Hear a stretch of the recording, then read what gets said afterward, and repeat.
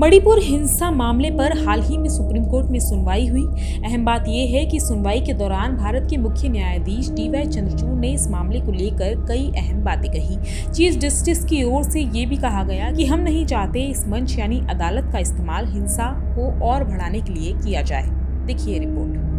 Supreme court में बीते सोमवार को मणिपुर हिंसा मामले पर सुनवाई हुई। मणिपुर सरकार की ओर से दाखिल हुई याचिका पर चीफ जस्टिस DY चंद्रचूड़ और जस्टिस PS नरसिम्हा की पीठ ने सुनवाई की और मामले को लेकर कई अहम बातें कही। दरअसल इस मामले में मणिपुर सरकार की ओर से एक याचिका दाखिल की गई थी। सुप्रीम कोर्ट में दायर हुई इस याचिका में मणिपुर सरकार ने ये दलील दी थी कि क्योंकि मणिपुर में हालात सामान्य नहीं हैं, इसलिए वहां पर फिलहाल इंटरनेट सेवा को बंद ही रखा जाए।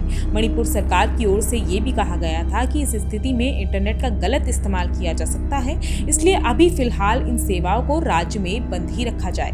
मणिपुर सरकार की ओर से पेश हुए सॉलिसिटर जनरल तुषार मेहता ने सुप्रीम कोर्ट में हाई कोर्ट के मणिपुर में इंटरनेट सेवा लागू करने के फैसले को चुनौती दी थी। दरअसल बीती 7 जुलाई को हाई कोर्ट की ओर से मणिपुर सरकार को ये आदेश दिया गया था कि मणिपुर में अब इंटरनेट सेवा लागू कर दी जाए, लेकिन मणिपुर सरकार ने हाई कोर्ट के आदेश को सुप्रीम कोर्ट में चुनौती दी और सुप्रीम कोर्ट से इंटरनेट सेवा बंद रखने की अपील की। वहीं इस पूरे मामले को सुनने के बाद चीफ जस्टिस DY चंद्रचूड़ ने तल्ख टिप्पणी करते हुए कहा कि शीर्ष अदालत के मंच का इस्तेमाल मणिपुर में तनाव को और बढ़ाने के लिए नहीं किया जाना चाहिए।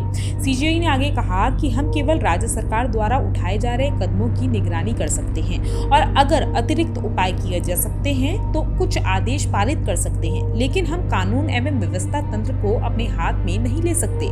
सुरक्षा सुनिश्चित करना केंद्र और मणिपुर सरकार का कार्य है। आपकी जानकारी के लिए बता दें कि मणिपुर में 3 मई को हुई जातीय हिंसा के बाद से ही इंटरनेट सेवाएं बंद हैं। इन्हें बंद रखने का आदेश 10 जुलाई तक का था, यानी अब इसकी मियाद पूरी हो चुकी है। वहीं राज्य सरकार इस मियाद को और बढ़ाना चाहती है और इसी कारण से ये मामला सुप्रीम कोर्ट जा पहुंचा है। बताते चलें कि इस मामले की आगे की सुनवाई आज यानी 11 जुलाई को होनी है। ब्यूरो रिपोर्ट, देवभूमि इनसाइडर।